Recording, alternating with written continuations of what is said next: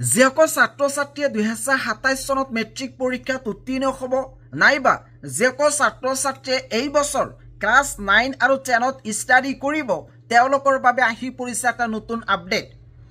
5 March 2026ত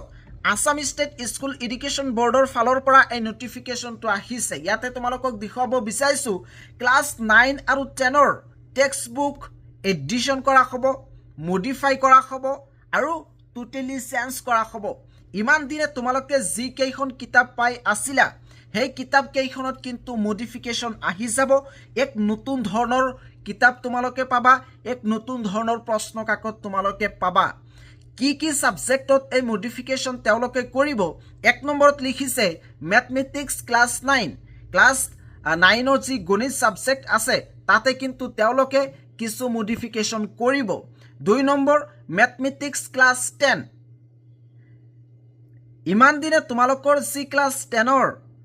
গণিত subject আছিলে হে গণিত সাবজেক্ট কিন্তু হেতু নাপাবা এতিয়া তাতে কিছুমান চেঞ্জেছ কৰিব আৰু তোমালোকে যেতিয়া 2027 চনত মেট্ৰিক পৰীক্ষা দিবা তেতিয়া এক নতুন ধৰণৰ প্ৰশ্ন কাকত পাবা কাৰণ কিতাপ তেওঁলোকে এডিশ্যন চেঞ্জেছ কৰিব 3 নম্বৰ সংস্কৃত ক্লাছ 9ৰ ইলেক্টিভ সাবজেক্ট এখন আছে সেই ইলেক্টিভ সাবজেক্টখন টোটেলি চেঞ্জ কৰা হ'ব 4 নম্বৰত কাৰ্বি MIL ক্লাছ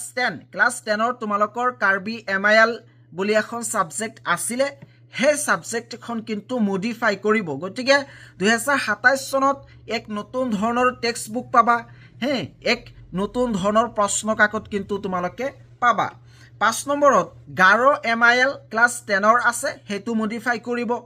তাৰ পিছত 6 নম্বৰ বৈচিত্ৰময় অসম এইটো ৰিপিট ৰিডাৰ বুলি ক্লাছ 9 আৰু 10ৰ কিতাপ এখন আছে সেই কিতাপখন তেওঁলোকে এডিশ্যন নাইবা চেঞ্জেছ কৰিব 7 number social science part 3 class 9 ইয়াতে তেওঁলোকে চেঞ্জেছ কৰিব 8 number social science part 3 class 10 class 10ৰ যি সোশ্যাল সায়েন্সৰ পাৰ্ট 3 আছে সেই টেক্সট বুকখন কিন্তু তেওঁলোকে মডিফাই কৰিব গতিকে